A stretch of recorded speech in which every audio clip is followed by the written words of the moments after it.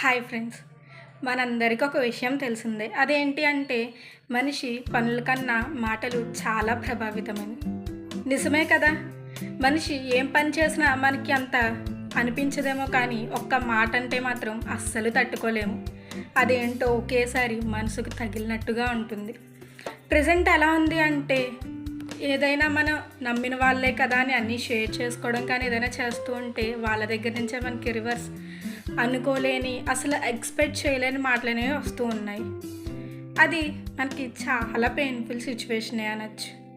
మరి అలాంటి టైంలో ఏం చేయాలి నేను అలా ఆలోచిస్తూ ఉండగా ఒక విషయం నాకు తెలిసింది. అది ఏంటి అంటే మనకి పాస్ట్లో చూసుకుంటే ఏదైనా బాధ వచ్చినా సరే, ఆనందం వచ్చినా సరే, మన మహాత్మా గాంధీ భగవద్గీత తీసి చదివేవారంట.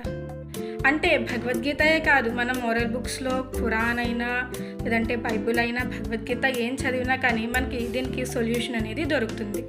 కాబట్టి ఎంతో బాధ వచ్చిందని కృంగిపోకుండా మన మోరల్ బుక్స్ని అనేది యూజ్ చేసుకుందాం.